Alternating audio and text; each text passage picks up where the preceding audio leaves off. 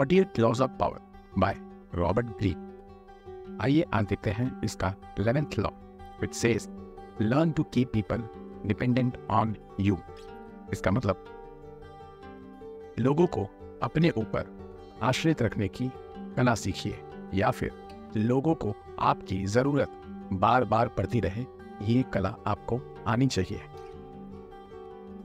इससे पहले कि हम वीडियो में आगे जाए, आप लोग को बता दूं कि इससे पहले के 10 लॉ ऑलरेडी डिस्कस किए जा चुके हैं, जो आपको इसी वीडियो के प्लेलिस्ट में ऊपर मिल जाएंगे। मेरा अनुरोध है कि आप उन्हें भी जरूर देखिएगा। अगर आप चैनल पर नए हैं तो प्लीज लाइक, शेयर, कमेंट और सब्सक्राइब जरूर कीजिएगा। सब्सक्राइब करने के बाद नोटिफिकेशन बेल को जरूर ऑन कर दीजिएगा, ताकि जब जब नई वीडियोस अपलोड हो आपको उसका तुरंत नोटिफिकेशन आ जाए। चलिए आगे चलते हैं कहानी में। पहली कहानी है काउंट ऑफ कार्माग्नोला। उस समय यूरोप में, खासतौर से इटली में, एक पद हुआ करता था मर्सिनरी सोल्जर का। उनको कॉन्डेटेरी कहा जाता था। ये ऐसे सोल्जर्स होते थे जिनका नाम कभी हिस्ट्री में दर्ज नहीं होता था, लेकिन इन्होंने बहुत अच्छे अच्छे बड़े बड़े काम किए होते।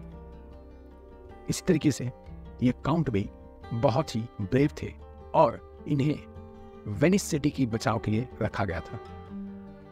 ये अपना काम बहुत ही बखूबी कर रहे थे। काफी सालों से उसमें बहुत अच्छे इनके रिव्यूज थे। लोग इनसे बहुत खुश थे। लोग इन्हें बहुत अच्छी तरीके से जानते थे।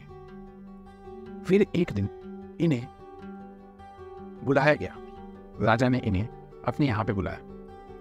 ये जानते थे कि राजा लोगों के महल में जाने का एक अलग तरीका है। जल्दी कोई भी वहां नहीं जा सकता, और खास तौर से काउंट को तभी बुलाया जाएगा जब उसने कोई ऐसा काम किया हो जिसके लिए राजा उसका धन्यवाद करना चाहता। काउंट बहुत खुश था और वो बहुत अच्छी तरीके से तैयार होकर अपने घोड़े की बग्गी पे बैठकर गया। उसके आगे दिशा बताने के लिए एक गाइड भी था। काफी दूर आगे जाने के बाद उन्होंने देखा कि वो गाइड जो है वो उन्हें महल की तरफ ना ले जाकर कहीं और ले जा रहा, जिससे उन्हें शंका हुई और उन्हें पता चल गया कि उनका समय निकट आ चुका है। ऐसे मर्सिनरी सोल्जर्स को अक्सर इसी तरीके से मृत्युदंड दे दिया जाता था, ताकि कोई भी किसी भी तरीके से बच के बाहर न जाए। इन काउंट को भी पकड़ लिया गया और अगले दिन भरी चौराहे पे सब लोगों के सामने इनका सर धड़ से अलग कर दिया गया। ये कहानी बताती है कि कभी भी लोगों को अपने ऊपर डिपेंडेंट रहने की आदत डाल दीजिए। काउंट अब बूढ़े हो चले थे, तो उनकी जगह पे कोई ना कोई नया जरूर आता, जो यंग होता, एनर्जेटिक होता और इनसे कम फेवरेट होने के बाद वो कम सैलरी में भी काम करता और लोगों के भीतर वो बहुत ज़्यादा प्रख्यात भी नहीं होता, जिससे राजा की छवि में कोई बदलाव नहीं हो पाता। राजा ऐसे हथकंडे अक्सर अपनाया करते थे ताकि उनका कोई भी कर्मचारी, कोई भी नोबल राजा की पदवी तक ना पहुंच जाए। दूसरी कहानी है ऑटोवन बिस्मार्क। बिस्मार्क 32 की उम्र में थे जब वो पॉलिटिक्स में आए। उस समय उनके हाथ पकड़ने वाला कोई नहीं था और ना ही उन्हें किसी में रुचि थी। वो महल के या राजमहल के किसी भी षड्यंत्र में नहीं शामिल होना चाहते थे। वो हमेशा यही चाहते थे कि लोग उनकी तरफ देखें, ना कि वो लोगों की तरफ देखते रहे। बिस्मार्क को आज भी वर्ल्ड के one of the best diplomats में से एक माना जाता है। बिस्मार्क, जो कि अब रॉयल पैलेस में आ चुके थे और गवर्नमेंट का हिस्सा थे, तो वो एक साथी ढूंढ रहे थे। कई नोबलों ने, मतलब जो राजा के लिए काम करते थे, उन्होंने इनको अप्रोच किया और इन्हें अपने साथ मिलाने की कोशिश की। इसी तरह से राज परिवार में भी कई लोग चाहते थे कि वो उनकी तरफ हो जाए, किंतु बिस्मार्क की सोच अलग थी। उन्होंने देखा कि जो उनका राजा है फ्रेडरिक विलियम, वो बहुत ही वल्नरेबल सिचुएशन में है। राज दरबार में भी कोई उसे नहीं चाहता, आम जनता भी उसे पसंद नहीं करती, नोबल्स उससे कब का छुटकारा पाना चाहते।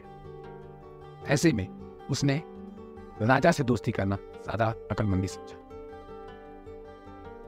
ऐसा इसलिए उसने किया क्योंकि राजा भी जानता था कि उसकी स्थिति वल्नरेबल है, वो कभी भी उसे हटाया जा सकता है, उसके खिलाफ षड्यंत्र किया जा सकता है। इसलिए राजा ने बिस्मार्क की दोस्ती स्वीकार कर ली और वो बिस्मार्क के ऊपर कंप्लीटली डिपेंड हो गया। वो कोई भी काम बिना बिस्मार्क से पूछे नहीं करता। फ्रेडरिक के कुछ सालों के बाद उनके भाई विलियम ने जगह ले ली, वो राजा बन गए। इस बार बिस्मार्क ने पाया कि विलियम की स्थिति भी फ्रेडरिक जैसी ही है, बल्कि और ज्यादा बुरी। परंतु फ्रेडरिक के साथ काम करते करते विलियम ने बिस्मार्क को देखा था और वो बिस्मार्क से बहुत चिढ़ता था। क्यों? क्योंकि फ्रेडरिक रॉयल परिवार को छोड़कर बिस्मार्क पे ज्यादा ट्रस्ट करता था, इसलिए विलियम बिस्मार्क से चिढ़ता था। किंतु जब विलियम राजा बना तो उसने भी देखा कि बिस्मार्क के अलावा और कोई ऐसा नहीं है जिसके ऊपर वो विश्वास कर सकते या जिसके सामने वो संधि प्रस्ताव या दोस्ती का प्रस्ताव रख सकते। बिस्मार्क ने फिर वही किया जो उन्होंने फ्रेडरिक के साथ किया था। उन्होंने विलियम को बहुत संरक्षण दिया, वो हमेशा उनके लिए खड़े रहते। अरे पूरे नोबिलिटी में, पूरे राज परिवार में कोई भी विलियम के अगेंस्ट में किसी भी बात पर डिसीजन लेता, किंतु बिस्मार्क हमेशा राजा की तरफ से ही बोलते। This made the king more and more dependent over Bismarck. Bismarck के ऊपर विलियम बहुत ज्यादा डिपेंडेंट होते चले जा रहे। अल्टीमेटली बिस्मार्क ने उन्हें वो सपना दिखाया जो वो खुद देख रहा था कि राजा को एक एम्परर बनाएगा, पूरे के पूरे जर्मन साम्राज्य का एम्परर। इसलिए उसके बाद से विलियम ने कभी भी बिस्मार्क की हाथ नहीं छोड़े और हुआ भी यही कि आगे चल के विलियम यूनाइटेड जर्मनी का एम्परर घोषित हुआ। बिस्मार्क के इस रोल को कोई नहीं भूल सकता, कभी भी नहीं। एक और कहानी है फ्रांस की। फ्रांस के एक किंग हुए लुई 11। लुई 11 एस्ट्रोलॉजी पे बहुत बिलीव करते थे, उन्हें एस्ट्रोलॉजी पे बहुत ज्यादा विश्वास था। आप जानते होंगे आज भी कई सारे लोग एस्ट्रोलॉजी पे बहुत विश्वास है। इसी तरीके से लुई 11 भी अपने दिन की शुरुआत अपने एस्ट्रोलॉजर से आज का दिन का हाल पूछकर ही करते थे। एक बार एस्ट्रोलॉजर ने लुई 11 को कहा कि आज से 8वें दिन आपकी धर्मपत्नी की मृत्यु हो जाएगी। लुई 11 गुस्सा नहीं हुए, पर उन्होंने 8वें दिन का इंतजार किया। जब 8वां दिन आया तो वाकई में उनकी पत्नी की मृत्यु हो गई। लुई 11 ने सोचा कि ऐसा हो सकता है कि ये एस्ट्रोलॉजर ने अपनी बात को साबित करने के लिए, सच साबित करने के लिए ही उनकी पत्नी को मृत्यु दे दी, किसी तरह से, जादू टोने, जहर या किसी अन्य तरह से। किंतु लुई ने कुछ कहा नहीं, उन्होंने ये बात अपने अंदर रखी। किंतु उनके मन में एक बात तो पक्की हो गई थी कि उन्हें इस एस्ट्रोलॉजर का मृत्युदंड देना है। क्यों? क्योंकि वो इस एस्ट्रोलॉजर को अपनी बीवी की मौत का कारण समझ रहे थे। कुछ समय के बाद अपने इस गुस्से को छुपा के रखते रखते लुई ने एक दिन एस्ट्रोलॉजर को अपने कक्ष में बुलाया और उससे पूछा कि तुम सबके भाग्य बताते हो, सबकी गणित आपको पता है कि उसके जीवन में क्या होगा, क्या तुम अपना भी जीवन बता सकते हो कि आप कब तक जिंदा रहोगे, तुम्हारी मृत्यु कब हो जाएगी? तो एस्ट्रोलॉजर, जो कि उनके इस अंदेशे को समझ गया था, उसने कहा कि मैं आपसे 3 दिन पहले मरूंगा। मेरी मृत्यु के 3 दिन बाद आपकी मृत्यु होगी। लुई डर गए।